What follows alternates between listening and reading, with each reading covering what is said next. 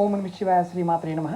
మిత్రులకి శ్రీభిలాషులకి అలాగే నేను ఇంతగా ఆదరిస్తున్న యూట్యూబ్ ప్రేక్షకులందరికీ కూడా పేరు పేరు ధన్యవాదాలు. మిత్రులారా, మీ అందరికీ పరాదేవత ఎలవెలలా మీతో ఉండి మీ మనోవాంఛ నెరవేర్చాలని మనస్ఫూర్తిగా కోరుకుంటున్నాను. ఈరోజు వీడియోలో మనం జాతక చక్రంలో ఎవరికైనా సరే కుజుడు, రాహువు, కేతువు, గురుడు ఇవి సరిగా లేవు అని మీకు జ్యోతిష్యులు చెప్పినప్పుడు మీరు ఒక చిన్న పరిహారం బూడిద గుమ్మడికాయతో చేయండి. ఎలా చేయాలో చెప్తాను. ఈ బూడిద గుమ్మడికాయ పరిహారం అనేది చాలా విశేషమైన శక్తి కలిగి ఉంటుంది. ఇది ఆడవారైనా మగవారైనా ఎవరైనా చేయవచ్చు. ఇది నమ్మకంతో విశ్వాసంతో ప్రయత్నం చేయాలి. నమ్మకం లేనివారు, విశ్వాసం లేనివారు ఈ ఉపాయాన్ని ప్రయత్నం చేయకండి. అలాగే మీకు ఈ వీడియో నచ్చినట్లయితే లైక్ చేయండి. ఛానల్ని కొత్తగా చూసే మిత్రులు సబ్స్క్రైబ్ చేసుకొని పక్కనే ఉన్న గంట సింబల్ని యాక్టివేట్ చేసుకొని 10 మంది మిత్రులకి ఈ వీడియోని షేర్ చేయండి. దీనికి బూడిద గుమ్మడికాయ కావాలి. దీన్ని బుధవారం రోజు తెచ్చుకోవాలి. తెచ్చిన తర్వాత అంటే ఒకవేళ మీకు బుధవారం వీలు కాకపోతే ఏ రోజునైనా తెచ్చుకోండి, ఇబ్బంది ఏం లేదు. కానీ బుధవారం రోజున చక్కగా బూడిద గుమ్మడికాయకి పసుపు రాసి కుంకుమతో బొట్టు పెట్టండి. తర్వాత మీ పూజా మందిరంలో కానీ ఖచ్చితంగా అంటే మీరు ఎక్కడైతే పూజ చేస్తారో, ఒకవేళ పూజా మందిరం లేకపోయినా మీరు పూజ చేసే ప్రదేశంలో అక్కడ పెట్టండి. వరుసగా 108 రోజుల పాటు మీ పూజా మందిరంలో బూడిద గుమ్మడికాయని అలాగే ఉంచాలి.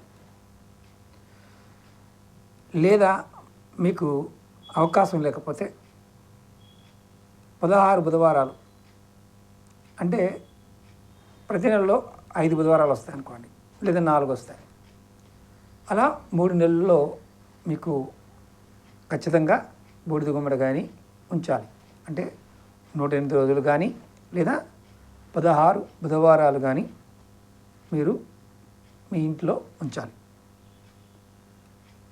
ఈ సమయంలో మీరు శివలింగానికి పూజ చేసి 17 బుధవారం నాడు కానీ లేదా 108వ రోజు కానీ అంటే ఈ బూడిద గుమ్మడికాయని ఇంట్లో పెట్టుకొని అంటే 16 బుధవారాలు ఉంచిన తర్వాత 17 బుధవారం కానీ లేదా 108వ రోజైనా సరే మీరు ఈ బూడిద గుమ్మడికాయని తీసుకువెళ్ళి ఎక్కడైనా నీటిలో నిమజ్జనం చేయాలి. చెరువైనా కాలువైనా ఎక్కడైనా పర్వాలేదు. తర్వాత మీరు నలుగురు బ్రాహ్మణోత్తములకి కందులు, మినుములు, ఉలవలు, శనగలు దానం చేయండి. బూడిద గుమ్మడికాయని నదిలో వదిలేసిన తర్వాత ఈ వీటితో పాటు దక్షిణ తాంబూలం అంటే తమలపాకు ఒక్క కొంత ధనాన్ని కూడా మీరు బ్రాహ్మణులకు ఇచ్చి నలుగురికి ఇచ్చి ఆశీర్వాదం తీసుకోండి. ఇలా చేయటం వల్ల మీ జాతకంలో ముఖ్యంగా రుణ బాధలు, శత్రు బాధలు తొలగిపోతాయి. అలాగే మీకు ధనం వచ్చే మార్గాలు అంటే ధనం ఆదాయం పెరిగే మార్గాలు కూడా మీకు తెలుస్తాయి.